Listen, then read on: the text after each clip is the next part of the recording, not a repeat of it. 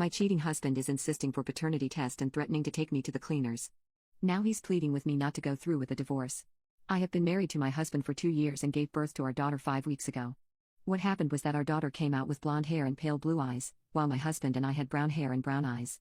My husband freaked out at this and refused to listen to my explanation that, sometimes, babies are born with lighter hair and eyes that get darker over time.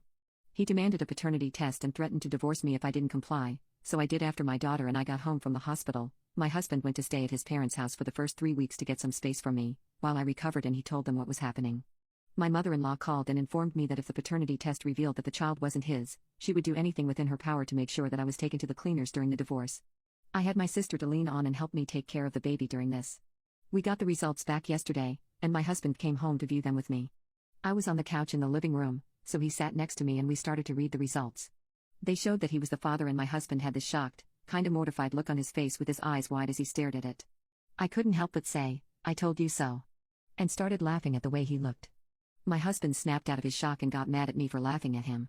We argued for a bit, which was mainly him yelling at me before my sister came downstairs and my husband shut up. After that, my husband went back to his parents' house to clear his head, and 2-3 hours later, my mother-in-law called to scold me for laughing in my husband's face, because apparently, it was kicking him while he was down. She's also left a couple of nasty texts essentially saying the same thing. He did not return home for a few weeks.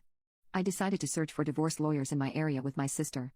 It took a while, but I managed to find and meet with one who was willing to do virtual consultations. During this, my ex was not contacting me at all. Eventually, once he actually got served, my ex came back to our house and tried pleading with me not to go through with the divorce. He said he loved me more than anyone, and that we could go to couples therapy. During this, my ex slipped up and admitted to cheating on me when he first left me. He said that he got caught up with his coworker when trying to explain his weeks-long absence. At first, I didn't realize who he was talking about, but my brain kicked back into gear and asked if getting caught up with her was code for that he fucked her. My ex stumbled over his words and tried to dodge the question, but he seemed to realize that I wasn't going to let up on this pretty quickly. He admitted to going to her for emotional support before our baby was born since he was nervous about being a dad, and eventually fucking her during the time he left. I had heard enough at that point, and told my ex point blank we were going to divorce, no ifs, ands, or buts about it, and that I wanted 50-50 custody. We'd only speak about the divorce, custody arrangements, and our daughter herself after this. My ex just nodded to what I was saying, and asked if he could see our daughter. I was a bit hesitant, but said yes, and called my sister to have her bring our daughter down to the living room. My ex held our daughter, and talked to the baby for a bit before leaving.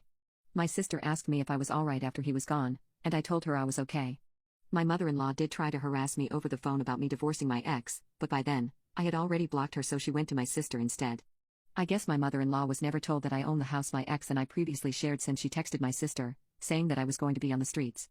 Well, my mother-in-law most certainly knows that now, since my ex is now living with her and moved out. My ex has seen our daughter a few times. Those visits were awkward to say the least, but I managed.